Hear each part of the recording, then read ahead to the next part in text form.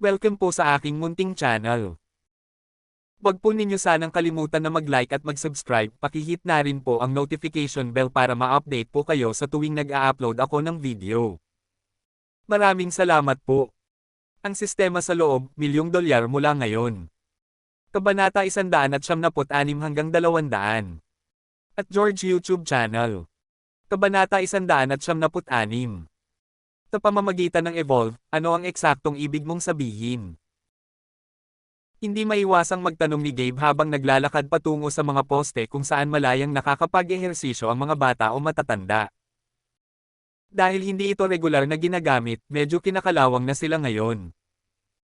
Maaari mong kiskisan ng kalawang gamit ang isang metal. Iyan ay isang mahirap na paraan upang gawin ito. Gagawin itong mas madali ng teknolohiya ng laser, ngunit gagawin namin ito sa sarili naming paraan. Sabi ni Sista. Isipin ang iyong sarili na isang lobo na nangangapa sa biktima nito. Hindi para manakit kundi kumamaw sa kanila at mapunit ang kanilang balat. Ang iyong mga galaw ay dapat na matulin at hindi pinilit. Habang ginagabayan siya ni Sista, inayos ni Gabe ang kanyang paninindigan at talagang naisip niya ang kanyang sarili bilang isang lobo na nangangapa sa mga poste. Kinamot ng kanyang mga kuko ang mga poste at medyo nalaglag ang kalawang. Gumana ito. Natuwa si Gabe, ngunit may matinding sakit din ang humawak sa kanyang mga daliri. Sobrang sakit kaya nanlalambot ang mga tuhod niya. Damat! Bakit sobrang sakit? Ang mga sensor sa iyong mga daliri ay sobrang sensitibo, kaya syempre makaramdam ka ng sakit. Natutuwang sabi ni Sista. Ngunit habang pinagbubuti mo ang pamamaraang ito, magagawa mong alisin ito ng hindi nakakaramdam ng anumang sakit. Gayun din, kailangan mo munang tanggalin ang iyong mga sapatos. Sapatos. Bakit? Hilahin mo ang enerhiya ng lupa sa pamamagitan ng mga butas sa iyong mga paa. Ang lahat ng mga elektron na iyon ay magpapalakas sa iyo at magbibigay din sa iyo ng higit na panlaban sa sakit. Gawin mo na lang. Makikita mo sa sarili mo ang pagbabago. Sige. Tinanggal ni Gabe ang kanyang sapatos at dinama ang damo gamit ang kanyang mga paa. Malamig ngunit kakaiba ang pakiramdam. Nararamdaman ko ang lamig na tumataas sa aking mga binti. Nakakatanggap ka ng enerhiya na nagpapagaling sa iyong katawan, kaya naman. Wala nang mas mahusay na paggamot sa katawan kaysa sa pag-ground ng iyong mga paa sa damo pagkatapos ng lahat. Muling kumamaw si Gabe sa poste, at sa pagkakataong ito, hindi na niya gaanong naramdaman ang sakit sa kanyang mga daliri. Ito ay lubhang nakakagulat na sabihin ang hindi bababasa. Hindi ko alam na ang pag-iingat lamang ng aking mga paa ay talagang makakatulong sa akin na mas mabata ang sakit. Ang iyong katawan ay gawa sa lupa, kaya malinaw na nakakatulong ito sa iyo na makayanan ang maraming bagay ng mas mahusay. Simpleng sagot ni Sista, pero namangha ito kay Gabe at nag-udyok sa kanya na magsikap pa. Habang pinapakamot ni Sista si Gabe sa mga poste ng ilang oras, minsan ay nagawa niyang magpakawala ng kidlat sa pamamagitan ng kanyang mga kuko na talagang ikinagulat niya. Gayunpaman, ang pag-atake ay naging napakalakas, binaluktot nito ang poste ng bakal at natunaw din ito sa punto ng pagkakadikit. Napasubsob si Gabe sa bomb at napatitig sa poste dahil sa gulat. Napatingin siya sa kamay niya. May mahinang matingkad na puting liwanag sa dulo ng kanyang mga daliri, na ginagawang mas kumikinang ang kanyang mga kuko kaysa sa mga diamante. Ano ito? Ito ba ang ibig mong sabihin ng Evolve? Hihihi. Nagsimulang tumawa si Sista. Hindi ko inaasahan na mag-improve ka ng ganito sa isang gabi, pero maganda ito. Bago mo makalimutan ang pakiramdam na ito, magsanay pa tayo. Oo. Gayunpaman, hindi mo masisira ang mga poste tulad ng ginawa mo ngayon. Kailangan mong matutunan kung paano kontrolin ang iyong lakas. Iyon ang magiging susi sa pagkontrol sa iyong sarili kapag naabot mo na ang pinakamataas na yugto mula sa pagnangalit. Magagalit. Bakit naman ako magsisisigaw? Dahil ang enerhiya na dumadaloy sa iyong mga ugat ay magpapatunay ng labis para sa iyo kung hindi mo alam kung paano ito kontrolin. Kaya, dapat mong matutunan na gawin ito mula ngayon mismo para hindi ito mahirapan mamaya. Sa ngayon, palagi mong pananatilihing nakaground ang iyong mga paa dahil gagawin nitong mas madali ang mga bagay para sa iyo. Kapag na-master mo na ito, maaari kang magpatuloy sa advanced na pagsasanay. Patnubay ni Sista, sinubukan ni Gabe ang lahat ng kanyang makakaya na alisin ang kalawang ng lahat ng kagamitang bakal sa parke. Nang matuyo ang kanyang lalamunan sa paulit-ulit na pagsasanay, bumangon si Sista sa isang bukal mula sa lupa, kung saan pinawi niya ang kanyang uhaw. Ang tubig ay nakakagulat na mayaman sa lasa, dahil sila ay puno ng mga mineral. Nag-ensayo si Gabe hanggang alas 4 ng umaga, at pagkatapos ay natulog siya sa damuhan. Nang mahimbing na ang tulog niya, lumapit si Zuri at umupo sa tabi niya. Tingnan mo siyang natutulog na parang sanggol dito. Napabuntong hininga siya. Hindi ko maiwasang isipin siya at pumunta ako sa park na ito para makalanghap ng sariwang hangin, pero mas maganda ito. Madilim pa sa labas, pero hindi natakot si Zuri. Kitang-kita ngayon ang mga bituin sa langit. Iniisip kong gawin siyang akin at pagkatapos ay gawing isang magandang halamanan ang lugar na ito, ngunit masyado siyang mabait sa akin. Ang swerte talaga ni Mia. Wala pa nga siya doon sa buhay niya sa loob ng isang dekada, at pagkatapos ay nagpakita siya at nauwi sa pagpapakasal sa kanya sa lalong madaling panahon. Nagtataka ako kung bakit siya nagpakasal sa sobrang pagmamadali. Nakita ba niya ang kanyang testicular fortitude? Sana hindi dahil sa part na ito ang pinupuntirya niya. Kung ganoon nga ang kaso, hindi siya karapat-dapat sa kanya. Nais kong umalis sa lungsod na ito at pumunta sa ibang lugar upang mamuhay ng isang bagong buhay. Ngunit mananatili ako rito ng kaunti pa upang makita kung paano mangyayari ang mga bagay bago ako magdesisyon. Makalipas ang halos 2 oras. Dumating si Mia sa park kinaumagahan at laking gulat niya nang makita si Zuri sa tabi ni Gabe na natutulog pa rin sa damuhan. Gusto niyang bumalik, ngunit ginagampanan niya ang papel ng kanyang asawa, kaya lumapit siya at sinabihan si Zuri na umalis sa malamig na boses. Tabay ngisi ni Zuri bago umalis nang walang sinasabi. Umupo si Mia sa malapit na bench at naghintay ng ilang minuto para magising si Gabe. Dahil wala siyang nakikitang senyales ng paggising, ilang beses nitong tinawag ng malakas ang pangalan niya na siyang nagpagising sa kanya. Manem. Malabo na ang mga mata ni Gabe dahil hindi siya nakatulog ng maayos. Mia, kailan ka dumating dito? Bakit? Naistorbo ko ba ang isang romantikong pagsasama sa pagitan mo at ng patutot na iyon? Tanong ni Mia na hindi man lang naitago ang galit at puot sa mga mata. Hindi ako makapaniwala na nasabi mo ang mga salitang iyon kagabi lang, at dito ka nakikitulog sa babaeng iyon. Ha? Ano ang pinagsasabi mo? Si Gabe ay mukhang lubos na nalilito, ngunit pagkatapos, sinabi sa kanya ni Sista ang nangyari.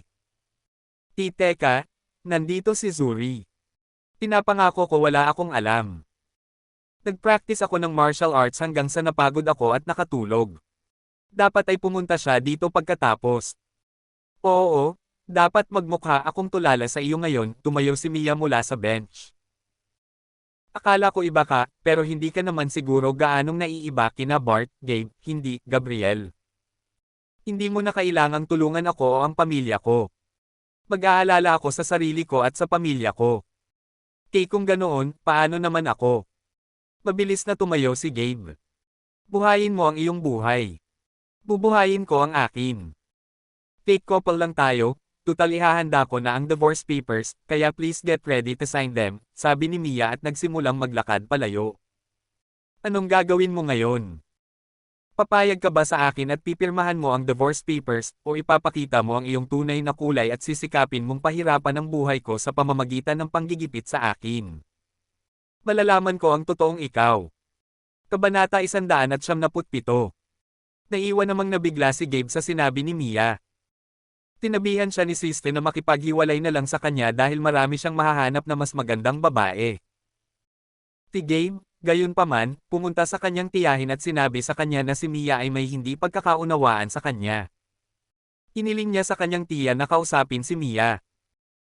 Tinawagan ni Nicole si Mia sa telepono at sinabihan siyang puntahan siya sa kanyang bahay dahil ayaw niyang makipag-usap sa harap ni Bertha at ng iba pa. Noong una ay tumanggi si Mia, ngunit matapos siyang hilingin ni Nicole na bigyan lang siya ng 5 minuto, pumayag si Mia. Pag-uwi ni Mia, parehong naghihintay sa kanya sina Nicole at Gabe. Mia, may karapatan kang magalit pagkatapos ng walang ingat niyang ginawa, sabi ni Nicole sa kanya, pero hindi siya nakitulog kay Zuri. At simula rito, sisiguraduhin niyang hindi man lang siya lalapit. Lahat ay nagkakamali, kaya bigyan mo siya ng pagkakataon. Wala akong problema kung gumala siya kay Zuri o sa iba, palusot ni Mia na parang galit pa rin. Ang isyu ko lang ay dapat na isaalang-alang niya ang kanyang posisyon bago gawin ito. Hindi ko na kailangang sabihin kung ano ang iisipin ng iba kapag nakita nila siyang umalis kasama ang isang patutot na tulad ni Zuri sa isang kotse, hindi ba? Mia, hindi ka makatwiran, sinubukan ni Nicole na mga tuwiran sa kanya. Tinutulungan lang siya nito. Bakit mo pinapahalagahan ang iniisip ng iba kung alam mo ang katotohanan? Hindi ito nagkatotoo dahil lang sa sinabi niya na pabuntong hininga si Mia. At ang dahilan kung bakit ko siya pinakasalan ay hindi dahil mahal ko siya. Pumayag siyang makipagtulungan sa akin, ngunit malinaw na maraming beses na siyang lumagpas sa linya. Kaya kung tiisin ang maliliit na bagay, ngunit ang pagsama sa isang pute sa loob ng maraming oras ay isang bagay na hindi ko basta-basta makaligtaan. Tumingin si Nicole kay Gabe, parang sinasabi sa kanya na subukan niyang kumbansihin siya dahil hindi gumagana ang mga sinabi ni Nicole. Mia, hindi ko ba pinapansin sa tuwing sinusubukan akong ipahiya o ipahiya ng mga kapamilya mo? Tanong ni Gabe sa kanya. Ninakaw ni Draco ang mobile ng nanay ko, pero hanggang ngayon hindi ko naman sinabi sa'yo yun, di ba? Ninakaw ni Draco ang cellphone mo. Napakunot ang noo ni Mia nang maalala si Draco na gumamit ng mamahaling mobile nitong mga nakaraang araw. Oo. Hindi lang yon. Noong nag-shopping tayo noong isang araw para bumili ng mga gamit para sa mga kapamilya mo, ninakaw ang pitaka mo, remember? Oo. Ano naman? Ang kumuha ng magnanakaw na iyon ay si Freddy. Eh ano? Nanginginig ang puso ni Mia. Tapalagay ko ay si Carrie ay malamang nakasama nito. Din, dagdag ni Gabe.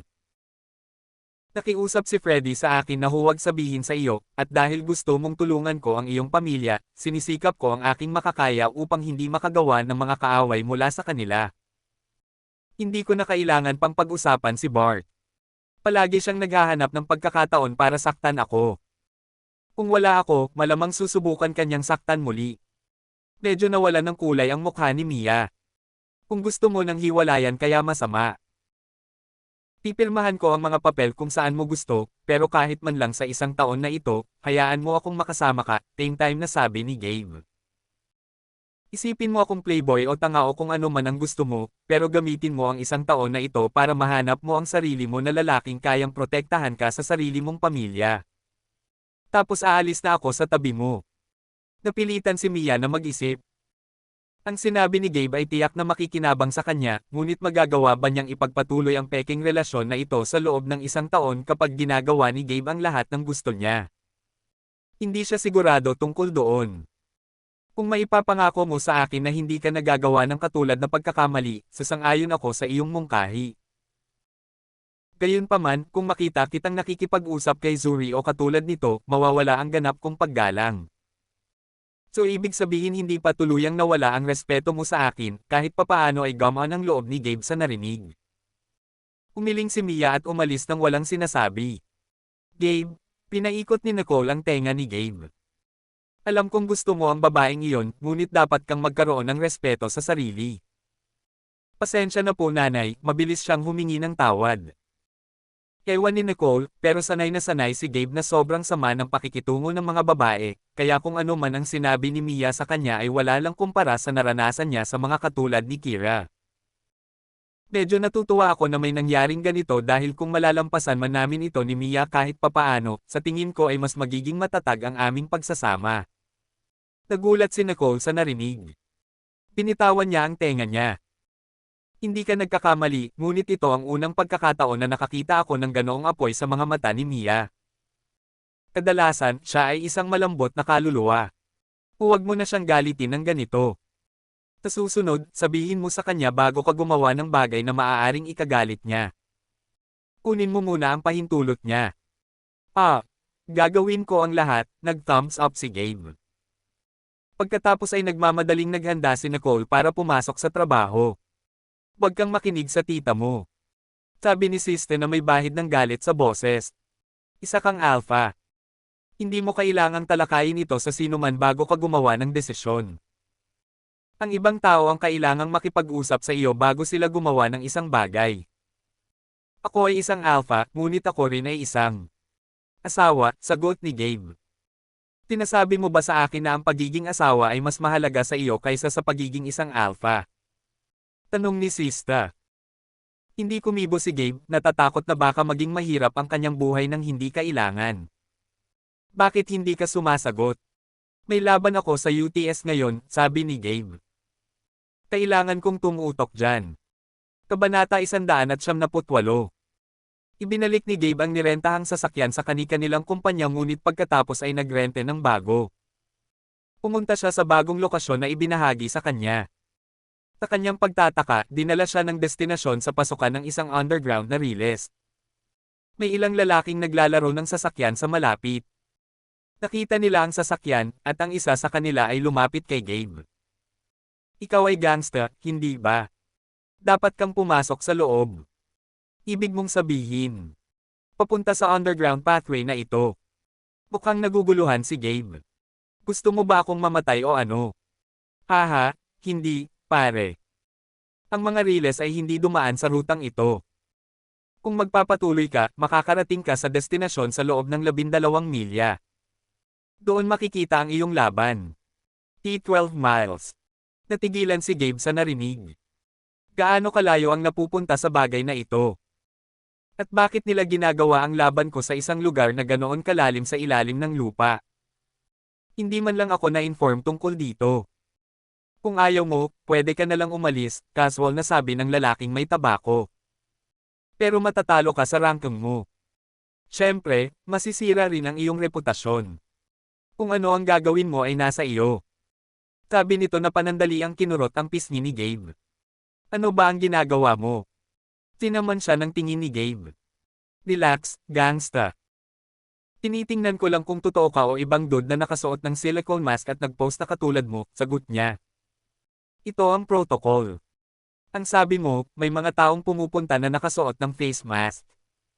Oo. Nangyayari ito ng mas madalas kaysa sa iniisip mo, sabi niya. Anyway, ngayong nakumpirma ko na ang identity mo, babalik ako sa laro ko. Sabi na sumama sa mga tauhan niya. Nakita ni Gabe na lahat ng mga lalaking ito ay may dalang baril.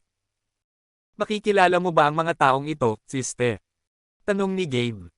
Bigyan mo ako ng segundo. Sabi ni Sista, pero tumagal siya ng kalahating minuto. Tapos na. Sila ay mga dating manlalaro ng UTS, at sa kasalukuyan, sila ay mga mersenaryo para sa pag-upa. Malamang ay binabayaran sila kada araw para sa pagbabantay sa pasukan na ito. Maaaring gumawa sila ng 5 figure bilang isang grupo sa isang araw. Manam. Nag-isip sandali si Gabe at saka pumasok sa lagusan. Mas naging maluwang sa loob. Walang ilaw noong una, ngunit pagkatapos niyang makalayo, maliwanag ang lagusan. Damn! Gaano karaming $1,000,000 ang aabutin para maitayo nila ito? Milyon-milyon ay hindi sapat, at ang mga tunnel na tulad nito ay itinayo ng gobyerno, kaya ito ay karaniwang ginawa gamit ang pera ng mga nagbabayad ng buwis. Komento ni Sista. So, sinasabi mo na gamit din ang perang binigay ko sa gobyerno sa pagpapatayo nito. Hindi, dahil ito ay ginawa bago ka pa isinilang. Oh, lalong bumilis si Gabe. Pagkatapos pumasok ng ilang milya at walang makita kundi ang daan sa unahan, aniya. Nagiging nakakatakot na ito. Nakakita ako ng ilang impormasyon tungkol sa tunnel na ito. Mabilis na sabi ni Sista. Tanay na yata ang lugar na ito sa pag-traffic ng mga tao noon. Ano? Nagulat si Gabe. Sabihin mong nagbibiro ka. Hindi ako nagbibiro. Nagpakita si Sista ng lumang footage sa kanyang isipan. Kahit nagmamaneho si Gabe ay may nakikita rin siyang video sa kanyang isipan.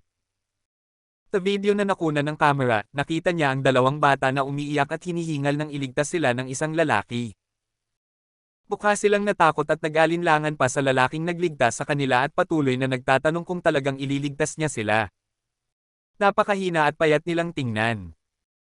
Gayunpaman, nang i-remaster ni Sista ang video at pinagbuti ang kalidad nito, malinaw na nakita ni Gabe ang mukha ng lalaking karga-karga ang mga bata at tumatakbo palabas ng tunnel. Agad niyang idiniin ang paa sa preno. Bo, anong nangyari? Ipakita sa akin muli ang video na iyon. Nagmamadaling sabi ni Gabe. Sige. Ipinadala ni Sista ang video sa kanyang mobile. Suriin ang iyong telepono. Nang makita ni Gabe ang mukha ng lalaki, nanlamig ang ekspresyon nito. Hindi pwede. Tumataas ang blood pressure mo. Teka, kilala mo ba siya? Bakas ang stress sa noo ni Gabe. Yan. Ang tatay ko. Ha? Nagbibiro ka. Agad namang ikinumpara ni Sista ang mukha ni Gabe at ang mukha ng lalaking iyon. Walang nakakatakot na paraan. Magkapareho kayong dalawa ng tainga at ilong at kilay. Baka siya na talaga ang tatay mo. Nakasimangot si Gabe habang nakatingin sa video. Wala akong alam sa kanya. Laging iniiwasan ni nanay na pag-usapan ng mga magulang ko at hindi ko rin siya tinanong tungkol sa kanila dahil ayokong magalit siya. Maaari mo bang hanapin ang lalaking ito online at tingnan kung may mahahanap ka? Siyempre. Mabilis na nagtrabaho si Sista. Makalipas ang halos 3 minuto, nagpatuloy si Sista sa pagsasalita, magugulat ka, Gabe, dahil hindi ordinaryong tao ang papa mo. Dati siyang bahagi ng UTS at naging numero 3 sa kanyang pinakamataas. Lalaban sana siya sa number 2, pero bigla siyang nawala. At nangyari ito halos 1 buwan matapos niyang iligtas ang 2 bata na nakita mo sa video. Kahit gulat na gulat si Gabe, nanatili siyang tahimik. Habang tumatakbo ang mga pag-iisip sa kanyang isipan, nagsimula ang kanyang dugo, mahigpit niyang hinawakan ang manibela. Ang mga ugat sa kanyang mga braso ay namamaga at naging kapansin-pansing nakikita. UTS. Itong mga bastos ba ang nasa likod ng pagkamatay ng tatay ko? Kabanata 199. Hindi may diin ni Gabe ang paa sa accelerator. Ipakita mo sa akin ang lahat ng may kinalaman sa kanya at ang nangyari sa tunnel na ito, hiningi ni Gabe kay Sista. Bigyan mo ako ng 1 minuto. Hayaan akong pagsamahin ang mga bagay. Ginamit ni Sista ang lahat ng mga larawan at mga larawang magagamit upang pagsamasamahin ang isang kwento. Gayunpaman, natapos siyang gumawa ng maraming kwento ngunit hindi isa. Gayunpaman, ipinakita niya sa kanya ang isa na may pinakamataas na posibilidad na mangyari. Ipinakita niya sa kanya ang isang video na ginawa niya. Nang makita ni Gabe ang video kasama si Sista na nagbibigay ng audio kung kinakailangan, lubos siyang naakit dito. Nagsimula ang video sa kanyang ama na si Robert Ray Brando, na pinahahalagahan ng reporter sa pagliligtas sa 2 bata. Patuloy na hinihiling ng reporter ang mga bata na ngumiti para sa larawan. At pinagalitan ni Robert ang reporter sa pagsisikap na pilitin ang mga bata na tumawa kapag sila ay malinaw na natroma at wala sa posisyon na magpasalamat kahit kanino. Lalo na ang ngumiti para sa mga larawan. Kaya ginamit niya ang isang reporter na kaibigan niya para mabilis na ilabas ang balita, bulong ni Gabe sa kanyang paghinga. Nangangahulugan iyon na alam niya na makakaranas siya ng ilang uri ng problema pagkatapos iligtas ang mga bata. O baka naisip niya lang ang kaligtasan ng mga bata. Sa pamamagitan ng pagpapakita ng kanilang mga mukha sa balita, makikilala sila ng kanilang mga magulang at lumapit sa kanila. Nag-open si Sista.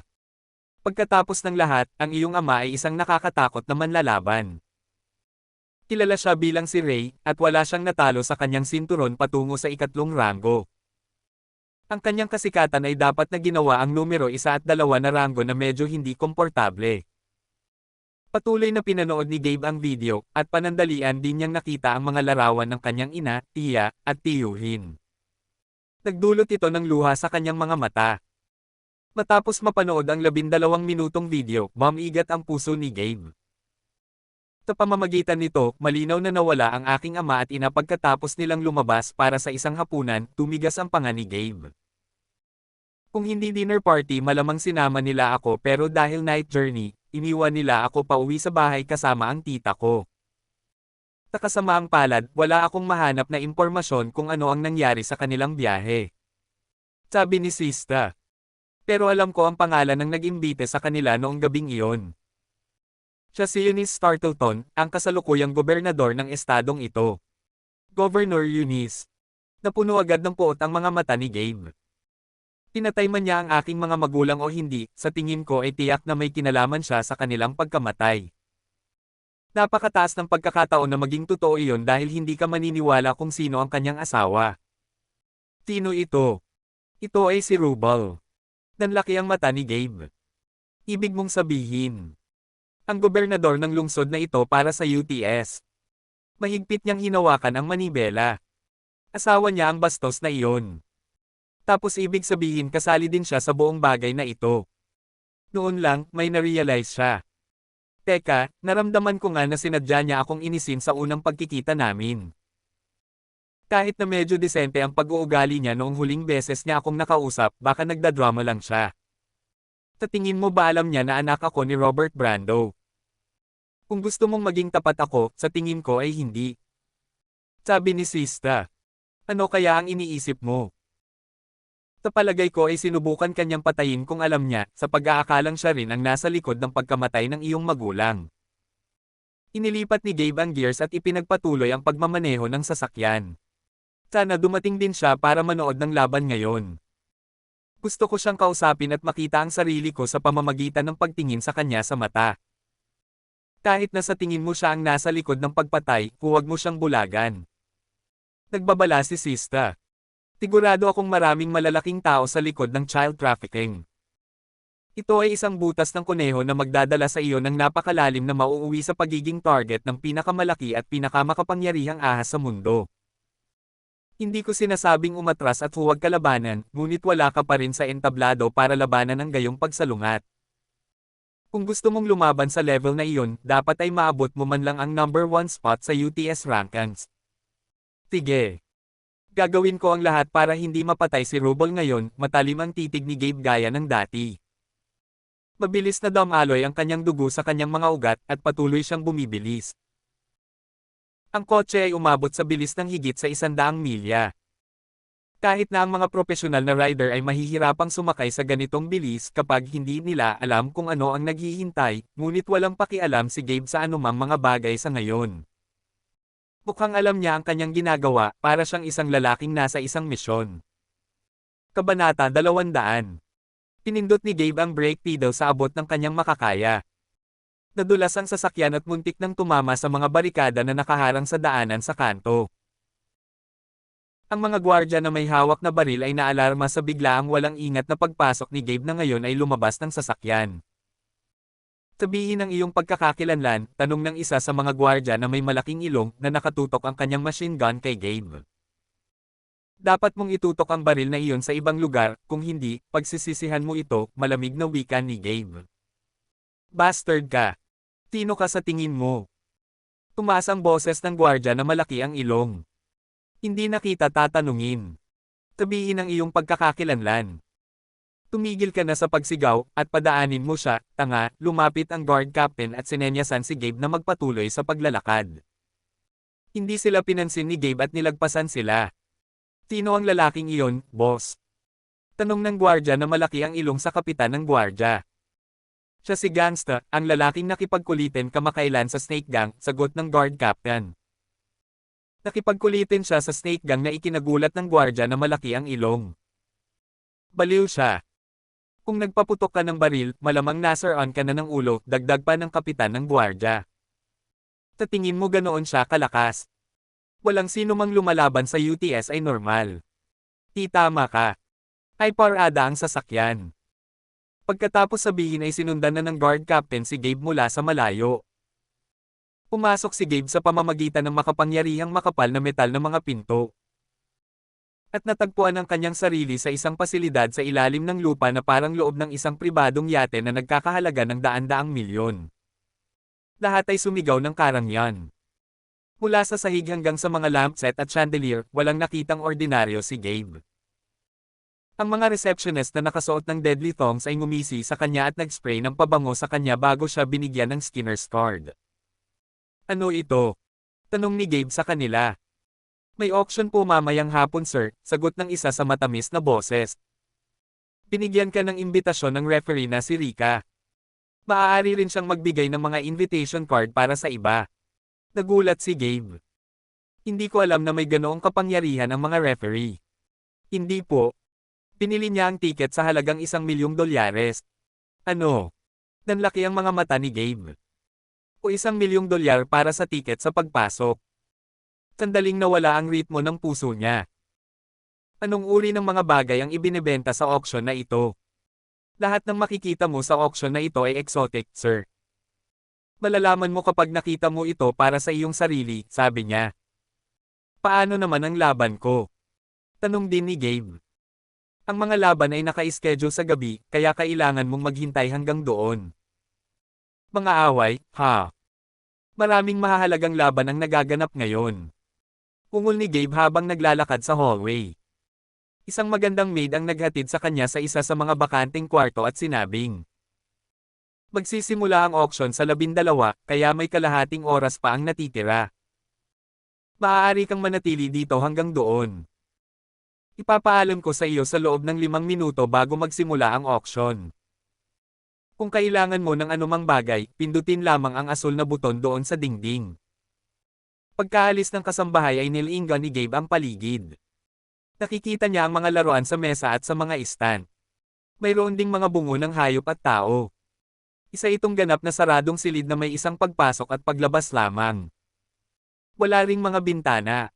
At ano ang mga larwang pambata na ito? Ito ay kitikot-takot sa sarili nitong paraan. Napatingin siya sa isang painting na nakakuha ng atensyon niya. Wala ni isa sa kanila ang nakangiti. Bakit lahat sila naka-red tie at boots? May nakatagong kahulugan ba sa likod nito? Marami itong masasamang kahulugan. Sabi ni Sista. Mas gugustuhin kong hindi pag-usapan ang mga bagay na iyon ngayon. Bakit hindi? Sa tingin mo ba hindi ko pa nakita ang kadiliman ng mundong ito? Lumaki ako gamit ang sarili kong lakas. Alam mo, sabi ni Gabe. Muntik na akong makidnap ng ilang beses sa mga bus station. Alam ko na may ilang napakasamang tao sa mundong ito na sasaktan pa ang mga inosenteng bata. Kung makatagpo ako ng mga ganyang halimaw, hindi ako mahihiyang makipaglaban sa kanila. Kamukha mo talaga ang tatay mo sa bagay na ito, ha? Hindi natural na tumahimik si Gabe. Anyway, kung ayaw mong pag-usapan ang painting na ito, then let me ask you another question. Bakit ako binilhan ni Rika ng entry ticket sa auction? Wala naman siguro silang ibebentang maganda sa auction. Nagtataka ba kayo kung good girl o bad girl si Rika? Manam. Medyo nag-aalala si Gabe. Sana hindi siya kasali sa dark side ng UTS, o. Abangan ang susunod na kabanata. Please like and subscribe my channel. Maraming salamat po sa inyong pakikinig.